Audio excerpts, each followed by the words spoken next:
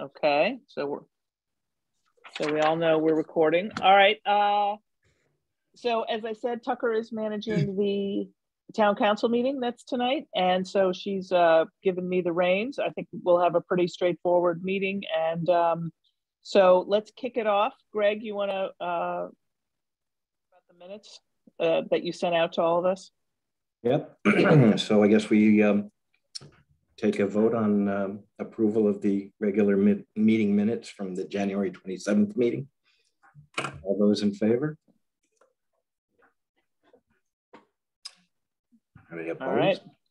Okay. Okay, good. Thank you. All right. Well, we're very lucky. We have Beth Sanford and Nancy Bemis here from the Land Trust, and they are going to talk to us about the 2022 sculpture trail plans. So take it away, ladies. So Beth is going to drive on the PowerPoint, and then we're going to sort of go back and forth on, you know, the areas that we're going to cover. So you might see a little lag if. Oh, there we go. Okay, yeah. Great. I just got to make it a slideshow. That's one of our iconic photos. Yeah, that doesn't really work. Okay, there you go. Great. So I don't know if you all got a chance to see all of the sculptures from last year, or I'd say last year from 2020, but that was at Livingston Higley by Carlos, oh gosh, I don't remember his last name. Davia. And actually, so sneak peek, he was also going to be submitting and was selected as one of this year's sculptures. So we'll be showing you that new work in a few moments. But anyway, we're really thrilled to be here and present in front of you again. We're just going to really briefly talk about the highlights of the sculpture trail. You'll see all of the photos of the installed sculptures as they were in 2020. And of course, the wonderful sculpture in front of Town Hall, which I think was just a wonderful reflection and support of everything the Land Trust is doing and New Canaan's commitment to public art and to making our town a better place, obviously. So one top line number that I think is really wonderful is that through our trail cams that we had installed at the beginning of the sculpture trail and then through the ending of the sculpture trail, we had over 10,000 visitors come through. And that doesn't even actually include, we didn't have a trail cam at Town Hall, so who knows? But just you know, within the preserves where the trail cams were, 10,000 visitors. So that's just a real number to think about. Really, really big. And you know, we reached out to Tucker earlier on, and you know, I know she was softening our expectations, and that's understandable given, you know, where everybody is right now. But she detailed a couple of what your objectives were, Beth, going into this coming year in terms of where TDAC is focusing. And this isn't maybe correctly stated, but simply, you know, lifted from the email that she sent me, excuse me, is to develop some print and digital marketing assets to promote New Canaan overall. To publish the guide that you're going to be doing to sort of help to inform and you know, future businesses and current businesses on how they can maximize you know, doing business in New Canaan and all that entails. And obviously to support the really what's becoming a huge tentpole for New Canaan, the October for Design event. And so the way she wrote it in the email was to continue to support October for Design by engaging all businesses. And I responded back, and nonprofits. So that's what we also want to talk about with you tonight. So at any rate, you know, just as a way of introduction, we are now embarking on our second, it feels like annual, but biannual New Canaan Sculpture Trail. This was born out of a collaboration with the Carriage Barn Arts Center. Turn it off, honey. Carriage Barn Arts Center to commemorate the 50th anniversary of Earth Day. And we had no idea really what we were, you know, going to expect. But, you know, whether it be, you know, it was a horrible thing, but it kind of helped us with the idea that, you know, everybody was outside all of 2020 and 2021 and continues to be outside. And so one of the silver linings of the pandemic was that we saw incredible increased visitation to our preserves, and the fact that the sculptures were there for all to enjoy was an added bonus for sure. This year, since it's the 52nd anniversary of Earth Day, it doesn't seem so compelling. So we changed it up, and it's really meant to sort of just honor the idea of open space for everyone. And what that really means is that we want to connect our audiences to the underlying stories of our shared open spaces, deepen connections between people and nature, and inspire conversations about inclusion and equity. And I think, you know, we've sort of just been riffing a little bit over the past couple of days, but it's, you know, the idea that nature thrives on diversity and art is inspired by it is really, you know, sort of kind of resonates and underscores what that idea of open space for everyone and how it ties into sculpture and New Canaan really means. So I think we've got a pretty powerful theme. And we are increasing our number of sculptures. We had 8 last year, 2, you know, 1 here at the town hall, 1 at the carriage barn, and then 6 at our various preserves. And this year we've upped it to 10 and elected to cluster them in high traffic areas. Beth is going to kind of walk you through what those locations are and what the intention of those locations behind them is.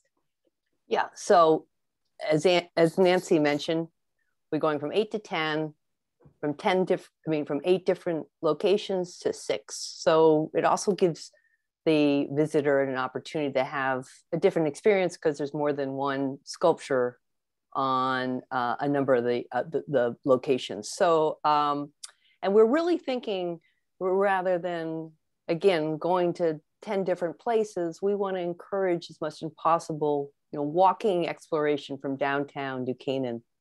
It's really, we have the most people, and to encourage them to walk and visit a number of the sculptures is a real benefit. We also want to make sure they're as accessible to as many people as it can be. There's actually less walking to reach most of these sculptures this time. And we also, in terms of thinking about it, we've been working with Nancy Geary in terms of tying in with October for Design and their walking tour. So that really fits in terms of having more downtown, and to serve as kind of the guides to these sculptures as people visit them. We have AutoCast app again.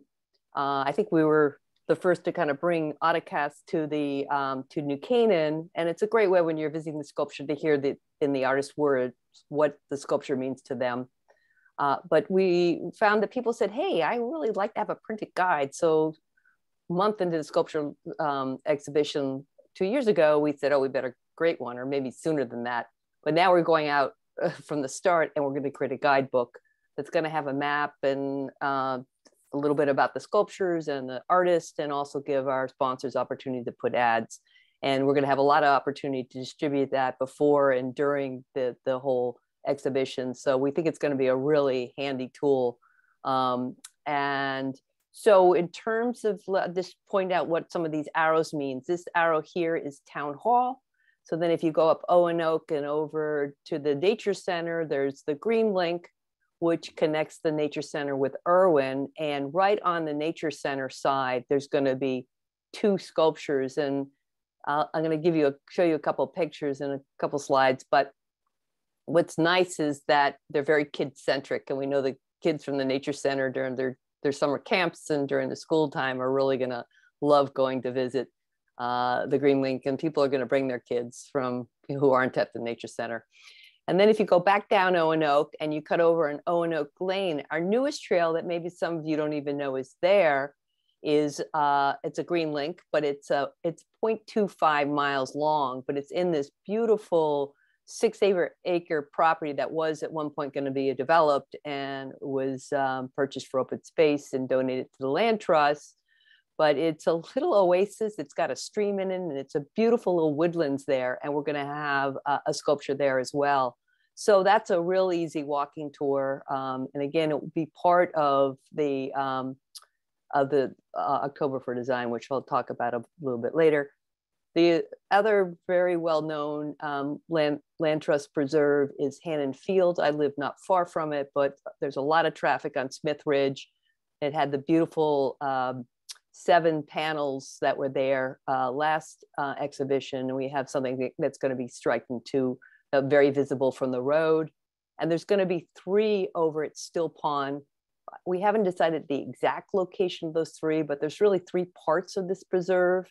And one of the sculptures is going to be right next to the pond, but it's going to be a nice place to go explore and find those sculptures. Anyone's welcome to ask questions as we go along. And the bottom arrow there is the one here, right there. Oh, yeah.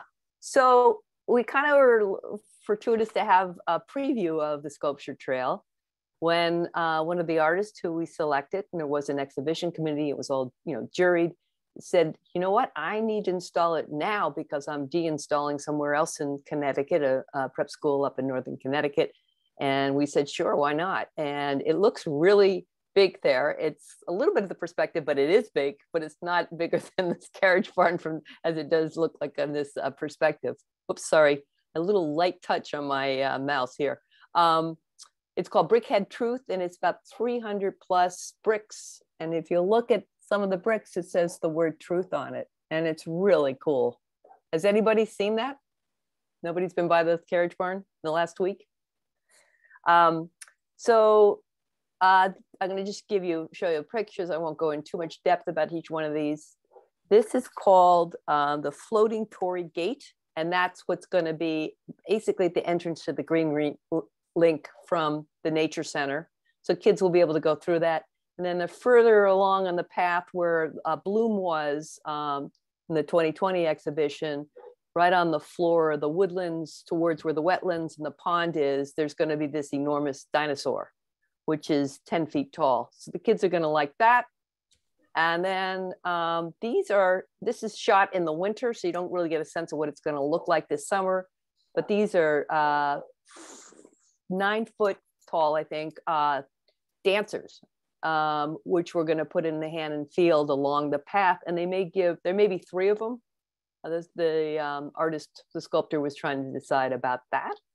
And, so I think what's so great is there's so much variety that's going to be fun to go explore to see what we have. Nancy, do you want to say anything else before I go on to the next?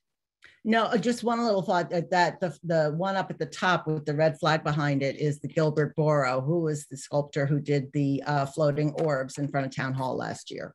And he's got his own sculpture garden. He's very well known out in Old Lyme, Connecticut. So he came back in as well. Yeah, we have 2 returning artists. 3. Yeah. With Tom. Oh, 3, right, exactly. Sorry, thank you. Okay, so just to give you an overview of our programming, with the goal of really engaging the community and beyond, we're having an opening party on June 17th at the Carriage Barn, and we're calling it an evening under the fireflies. What's nice is that it really is time to, right before people start going up to our firefly sanctuary. The peak is late June, very early July. And there's so many people that have discovered the sanctuary, particularly over the last couple of years, and are so excited about getting to see the amazing firefly show. And fireflies by themselves, the reason they thrive there is that it's been protected, and there's a lot of biodiversity, and that's really, what we're about as a land trust, is to protect and nurture the habitat. We're going to be in the chamber window. Thank you, Laura. I think that will help us promote that the sculpture trail is opening and our party. We're working with Hillary on an art and window art celebration she is going to have on June 4th. And that's just a way for us to start handing out some of the guidebooks and sell some tickets for the opening party. And then throughout the whole 4 months, we're going to have different programming that will bring, first of all, we're really focusing in terms of the whole idea of inclusivity. We want to make sure that we go to groups that represent different diverse segments. So we're working with a number of organizations to come up with the right event that fits these 3 important segments, which will become 3 different events over the 4 months. So one targeting seniors, one special needs children, one underserved youth.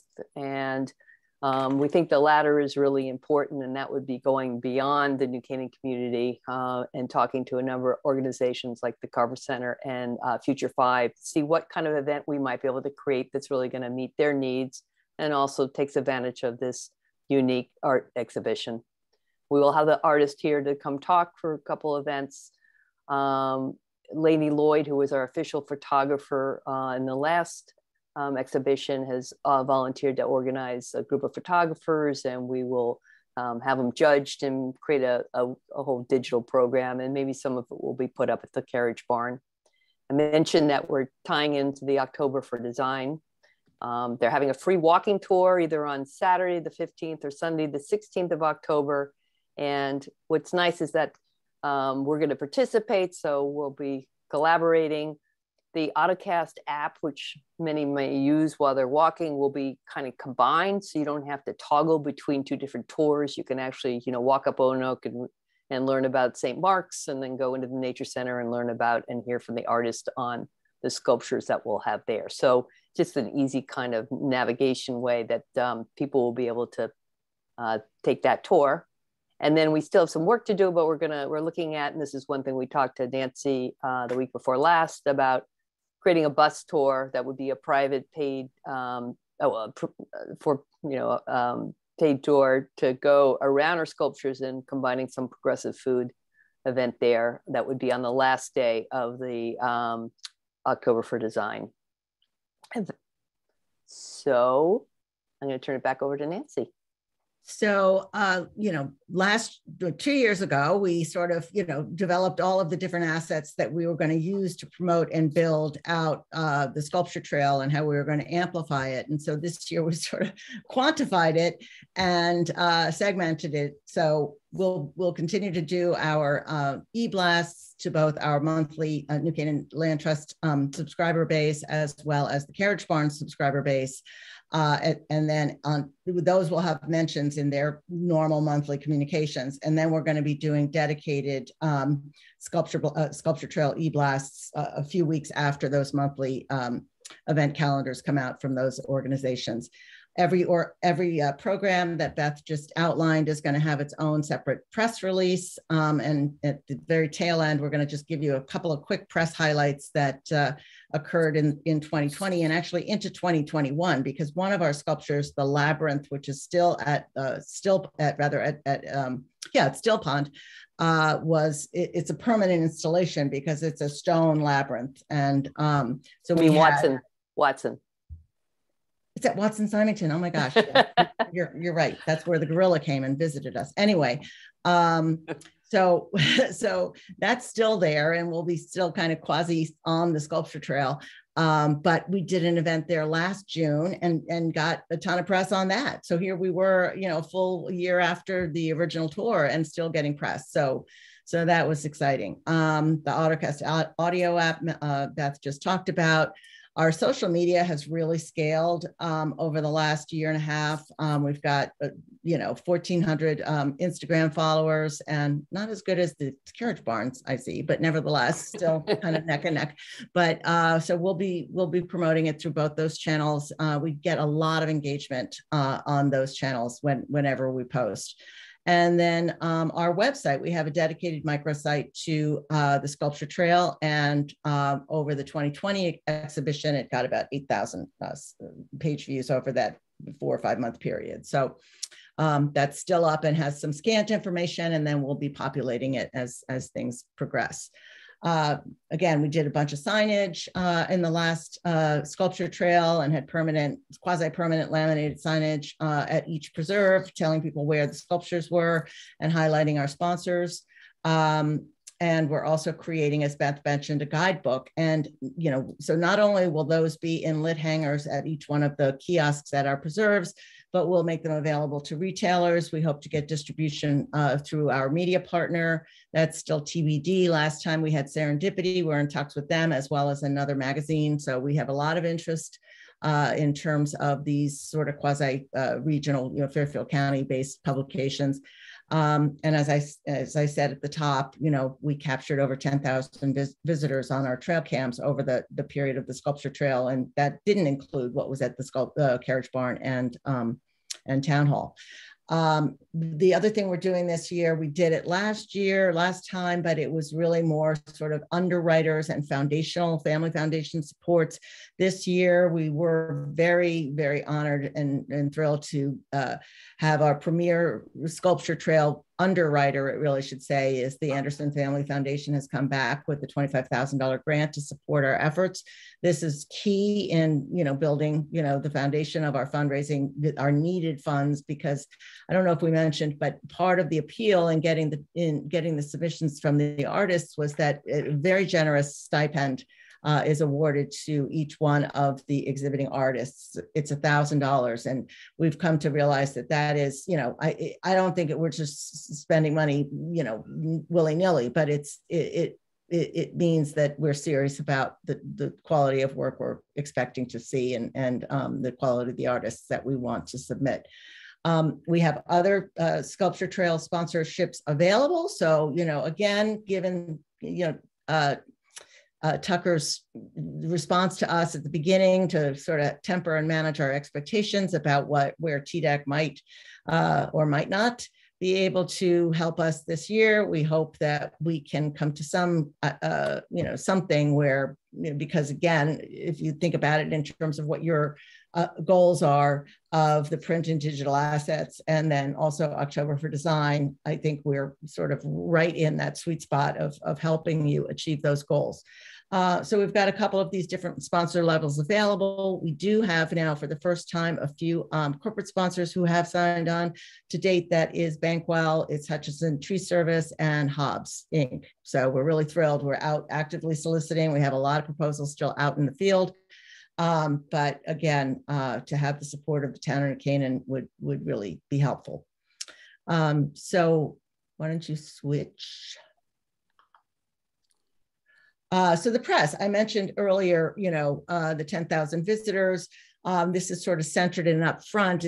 This doesn't go in any real chronological order when I was putting it together, but essentially we were really thrilled. And I don't think a lot of people knew, but we got a big hit on WABC television on Earth Day in 2020, and a 1 minute and 48-second piece that had some stunning, drone photography, really beautiful showcase of New Canaan's, Smith Ridge and Hannan Field in the woods and some homes and the sculptures and that, money can't buy that. That was really, really valuable. And that happened on Earth Day. And then the rest of this kind of goes chronologically. We got our earliest hit back in November prior to the sculpture trail, many months prior when we first announced it. And then these next couple of hits basically are those that highlight the sponsors. So you'll see whether it be, and sort of outside New Canaan Press, so the Connecticut Conservation. These also mentioned, our other sponsors from the previous year. You could move on. We had some Hamlet Hub, Live New Canaan, mentioning all our sponsors. We want to click it again. And then outside the whole sculpture gardens in Old Lyme, we got a couple of hits in the Connecticut Post. We got a hit at the Spitzer School of Architecture, which is where one of our sculptures from last year came. And there were many, many others. The Hearst family did a few pieces on it. Connecticut Hour, or rather, I'm sorry, Norwalk Hour. So our press efforts, I think, really paid off last time. And, again, you get smarter at this. And so we're hoping to, and because we have many more events punctuating the 4-month exhibition, each one of them will hopefully accrue some additional press. And that's really it. I mean, I think, it was really exciting to do it for the first time in 2020. And nobody had ever done anything like this in New Canaan, and the response, I think, among the residents and from the outside communities and from the press,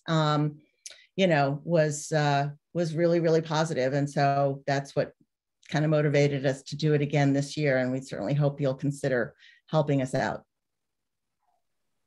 Thank you. That is great and so impressive, and I'm definitely looking forward to it. Let's talk coming up. There's Western Connecticut Tourism Bureau. I sit on that committee, and I can get you hooked up with their agency and get you guys some coverage on that as well. That's great.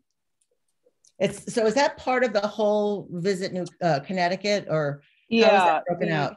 The way it works is, obviously there's CT Visit and there's the Connecticut Tourism Bureau, and then the state has cut the state into 3 regions: Western, Central, and Southern, and we have our own budget, and it's managed, and have our own marketing efforts and stuff like that. So and there's an agency that does all the work and all that. So let's talk next week. Have that conversation. Yep. Absolutely. Yep. Yeah.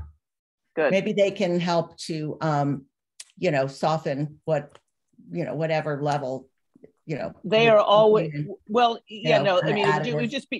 it would just be promotion, and they're always looking for content. So this would just be, they push it out as content. Right. There wouldn't be cash. Yeah, it's really beautiful. The imagery is really, really capturing. And so, that would be amazing. Thank you, Laura. And thanks all of you.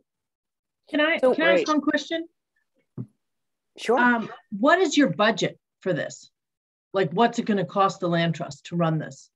Well, what comprises the budget are the artist stipends. Mm-hmm. Then we're sort of building in the costs of our opening event on June 17th. So as you and I have spoken, that has all gone up, plus given inflation and supply chain. And so, but we're looking to, cover the cost of the opening party, cover the cost of those artist stipends, the marketing materials, design costs, and, probably the printing as well. If we can't get that donated for the guidebook itself. And I'm estimating right now about 3,000 of those over the course of the period. It might be more if the media sponsor wants to tip it into the magazine, then that would be awesome.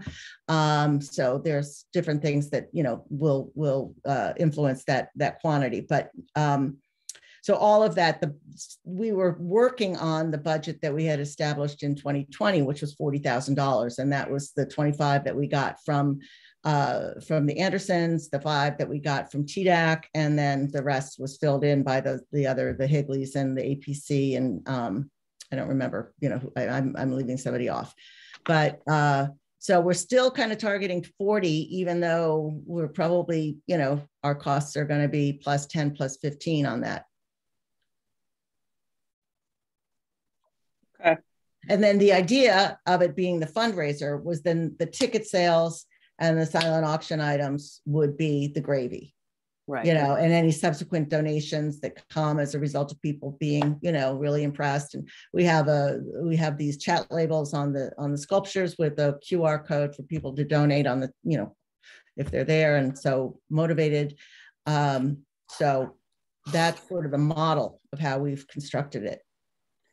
And it really worked also just to have people discover the Land Trust for the first time. I mean, the Land Trust has been going through somewhat of a renaissance. When 10 years ago, there weren't any open to public trails. So very few people knew about the Land Trust. I had a budget of $7,000 a year and no professional executive director. And since then, I mean, we've been increasing our membership every year. And the biggest year of membership was the year we had the sculpture trail, and it's close to 500 people now. And 4 years ago it was 200. So it's really growing rapidly. And so it's a great thing to be a part of. So the sculpture trail brought a lot of new people to the Land Trust, and we think it's going to even be more. We couldn't have the events 2 years ago. I don't have to explain to you why. We did have one virtual opening, but that was it. All right, well, that's great. And that is so impressive. And I think probably at our next meeting, we have to look at what do we have so far? What do we have left in our budget and all that sort of stuff. So let us congregate about that, and, we'll see what happens. Great. No and promises you, for sure. No, I understand, but we both appreciate the opportunity. Karen, we'll follow up with you. Thank you. Yeah, I just did a typo, but you know what I mean. Yeah. You're both racing Okay. for the chat. Right? Yeah. I'll reach international. Yeah. Okay. All right. Thank you, Have a great guys. evening. Yeah. Bye-bye. Thank you. That was Bye. great. Thank you. Bye-bye. Impressive. Okay, so next on the agenda is just to kind of go around the horn and talk about, you know, what everyone's been working on, and then what's happening in anyone's particular organizations. Nancy, fresh from the Caribbean, share with us what's going on with you guys, and if you any progress on that magazine or anything like that. We what have we been doing? We've been spending a lot of time on October for Design, and Diana Latta-Lanoff, who has been hired to run that by the New Canaan Museum and Historical Society, I think is going to present next month at TDAC, so you'll have a better sense of what she's planning. But I did want to say that because the Land Trust people did mention it, we are going to have a walking tour of downtown. So we had a number of conversations with the Land Trust people about incorporating that. In terms of the brochure, Gina is on board. She's putting together a template of what she's going to need from everybody, because even though people are wanting their pages to look, you know, to be consistent with their brand and their imaging, we also need it to work as a brochure. So we decided that everybody's going to have a 2-page spread, so that you wouldn't have like Grace Farms with its logo and the Glass House with its branding, you know, facing each other. So everyone will have their own spread. And I think the question is really what, besides the organizations, what people want included. And that's something that, you know I was supposed to lead this effort. I'm not sure that I should be the only one making the decisions on that. So, you know, I don't know if there's a group that wants to talk about it, or if it should be on the agenda for next time. If, you know, the brochure that was done however many years ago had like a letter from the first selectman and a letter from the Chamber of Commerce and some things that I think date it, because people come and go. And the whole idea of this was that the cultural institutions are bigger than any one person associated with them. So my hope was to have maybe some introductory information about the town and the downtown, but not really have it be from somebody. And then, and then have us have these 2-page spreads of this is what you can see and do in New Canaan. So that was my inclination, but again, I don't want to be co-opting the conversation if other people think differently. Where did we land on trying to get some did we decide we want to have sponsors to help defray the cost? I know, you know, TDAC has voted to spend some money on it. Is there anything else? The budget that TDAC approved was enough to cover this. And we wanted to do it without advertisements. Good. So we know it would be, if somebody wants to, out of the goodness of their heart, make a donation, that would be great. But what we don't want is to have the brochure be twice as thick because every other page is, you know, a realtor or which is all great that people support this, but it's not what we wanted the booklet to look like. Right. And I think you're right, because very quickly it can have an advertorial feel to it. And I think the way we're designing it, it's going to be very pure, and people are just going to, you know, enjoy the content and not necessarily feel that, you know, it's being pushed from any one source. It'll feel very organic, which is great. Yeah, I think that's the hope. So I will, you know, if people are okay with what I just suggested, I will follow up with Gina and see, you know, how she wants to approach people. But I think the idea is just to send out her template to all the organizations and have them give her back the information, and then she can assemble it. I think for, it's the most democratic to probably go in alphabetical order. I don't really know how else to, I mean, I would love the museum to be first, but I don't want to take that space. So I think we go in alphabetical order, and, you know, so I'm imagining in the next couple of weeks, we'll be able to get going. Great. That's all great news. Anything you want to, I had a 2-hour meeting with Diana the other day, and I know she's up and running, and doing a lot and thinking a lot, talking about how to engage downtown. Anything else you want to update us on for October for Design? Or well, she's planning this walking tour. She's also going to plan a half-day bus tour and a tour into New York. So it's tour heavy, but she's been meeting with each of the possible participants, and it's a big change in format to go from 30 days to 10 days. We think that that's a more successful strategy, in which case there's probably going to be some overlapping programming, but the hope is that maybe the library does a children's program and the Glass House does a adult program. So it's not competitive because you're catering to a different audience. But we do need to manage the calendar a little better than we did last year because there just are not that many days. And I know the Glass House is on board. I know Grace Farms is on board. Obviously the Land Trust and the Carriage Barn are going to integrate their sculpture trail. I think that Silvermine is going to be posting its stuff on the website. I don't know that it's doing something particular for October for Design, but it will have an art show that will be featured. And then Diana really wants the businesses to get involved. So she's pushing the restaurant, she's pushing the stores. I think there will be another gallery stroll. That was a huge success. So I don't think that that's a problem. So we'll see. I mean, she started in January. She has been working very hard. And I think she'll be able to map out the whole schedule. And I don't want to do it tonight because I feel like then her presentation next month will be, I think it's just all that. Yeah, no, as I said, she and I met for 2 hours, talked a lot about how to get downtown engaged and, what sort of signage we could put up and all that. So we'll definitely circle back on that. And okay, good.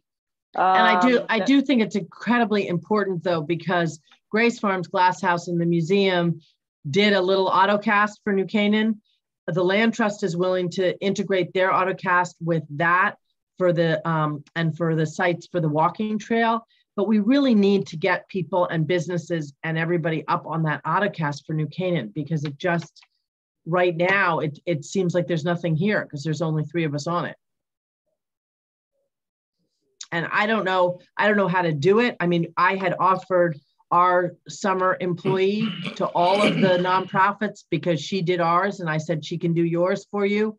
And we still didn't, even with somebody from the museum willing to do the work, we didn't get a response. So I don't know how to get people engaged with that, but right now, what we had talked about for the businesses, because you can't just flood every business in there. You can't just upload it like a directory. And that if they wanted to be part of the walking tour, maybe there would be a small stipend so they have some skin in the game, and to be included as a business on that tour, and if they wanted to participate. So we sort of batted around some ideas on how to get people motivated to do that. But yeah, okay. I think we should think about it because we're all going to have these interns, these high school interns as well. And, we could certainly use some of their manpower, to get some stuff loaded up. So we can talk, I guess we'll talk more about that as we go forward. Okay. All right, good. Greg, you getting ready for your grand opening? We are, but before I talk about that, I just need to tell people that we're changing our name from the Glass House to AAA Glass House so that we can be the first in Nancy's brochure. But yes, we have put tickets on sale. We're going back to guided tours on a Friday through Monday basis. Well, Sunday will be self-guided because people seem to enjoy that, so we're going to keep a mix. But we are doing guided tours with the buildings open beginning April 22nd. We've made tickets available on our website only through June 30th because at the time we decided we didn't know which way the virus might lead us, either to more flexibility or less flexibility, and also a chance to assess the visitation, because typically we draw from around the world and certainly around the country, and we don't know what people's willingness to travel is going to be, so we'll assess that. We also made a decision that we will do an in-person fundraiser. It'll be the first time in, I guess, since 2019. And that will be on June 11th, second Saturday in June. So put that on your calendar. We have a couple of virtual programs going, and I would say they are of the sustainable and concerned citizen kind of programs. On March 30th at 7 p.m., we'll have Edwina Von Gaal, who is a advisory council member for the Glass House, co-presenting with New Canaan Pollinator Pathway, talking about how we can step away from our need to be neat and make projects that are appropriate and habitat friendly for the nature. Also on Tuesday, April 19th at 7 p.m., we're going to have a presentation entitled From Bauhaus to Passivhaus. Many of you may be familiar with architect Bruce Becker, who is renovating and restoring the Pirelli building in New Haven as a passive designed hotel. So it'll be net zero energy. And he just spoke out at Palm Springs and was well received. And so we're looking forward to that presentation. As it relates to October for Design, we also got together with Diana and Nancy and are kicking around some ideas. We're going to make tours available as it makes sense, and also to try and line up a couple of speakers in that time frame. And the way things look right now, it's possible that it could be, in-person, speeches, presentations that'll be made, thinking of design-based kind of speakers. So I will be in further contact with Diana and Nancy, and we'll go from there. Great. And actually one thing, Greg, that the Glass House is doing too, is that the Glass House is partnering with STAR to do a design competition around social justice initiatives. And that work will be on display in the Bishop Gallery at the Historical Society during October. And thank you both for the plug and also for the space availability. Yeah. That's great. Yeah. All right, God, there's a lot going on. I think that's all excellent. How are your ticket sales going, Greg? I would say they're starting out slowly, but we're still in March, and I see surges like on Friday, Saturday, when people are, I guess, spending some time thinking about what they're going to do. But that's why we kind of wanted to open cautiously.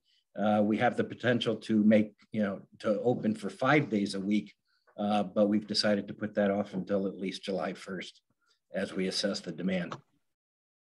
Great. Okay. So from my neck of the woods, things are chugging along. I'll send it to everyone via email. News 12 reached out to me last Friday and said, hey, we're going to be in town. We want to talk about spring in New Canaan. And then they just put the piece out. Brock saw it. It's like a little 3-minute piece, and it's part of their road trip series. So they interviewed me. She just kind of randomly popped into stores. I didn't have a lot of control of where she went, but she had a great day. And it's actually going to be spun out to their wider, cable vision audience.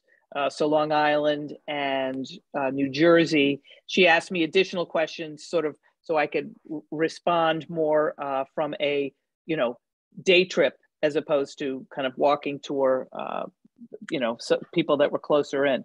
So I'll send you guys the link. Live New Canaan picked it up immediately. I hadn't even put it out yet. It's going to be in Did You Hear tomorrow, and I'm pushing it out through the Chamber's social media. So it's great. So if everyone will share it, it's terrific. It's just a nice little piece about what a walkable town we are and all the great things we have going on here. So, I wish I could control it more, but it's just a quick piece. And you did a great job. You did a great job. So and she hit a lot of different aspects, and so it was good. Work stream updates. The business development guide. BJ's been working hard on that. She's worked with Lynn. I think we have the first draft of the interior work, where to go and what to do. And we talked a little bit with Brock about how to introduce it. And it's a tough thing because there is no one path if you want to open a business in town. it really depends on if you have a site change, if you need to file for a site change. If you're doing food or personal services, you got to go through health department. If you're gutting and renovating, you need to start with the fire department. So we're going to try to put that together in a nice, neat package for an introduction. And I think we'll have a draft soon to pass around and to see how that goes. You know, I got a call on Friday from a guy who's looking to open something. It's too early. I can't reveal what it is. And I said, oh, I really wish I had this guide ready for you, because this is exactly what he was looking for. So I think that's in good process. We're updated on October for design and on the marketing material. So the only other thing that Tucker wanted to touch on was Playhouse, and they are close to signing with an operator. There's still a lot of work to be done because any lease needs to go through both Board of Finance and Town Council. And part of that is the town has some work to do on the building, which that money has to get approved, et cetera, et cetera. So, you know, but they're close, and Tucker's done, from vacation, done a lot of work to her due diligence, speaking to other communities where this operator has been working, and got nothing but glowing reviews. So she feels very, I mean, she's had great interactions with them. So that's making progress, because I think that'll be so key to have that right in the center of town, and think about future, you know, sculpture trail or October for design, to have another facility to, you know, interact with people. So I think that's kind of it. Does anyone else have anything that they'd like to share, or questions or comments about anything we've spoken about today? No, we're good. All good. Okay. All right. So should we make a motion to adjourn at 7:48? All right. All in favor? Aye. All right, team. That's great. Everyone have a good night. Thank you. Good night. Thanks. Thanks, Laura.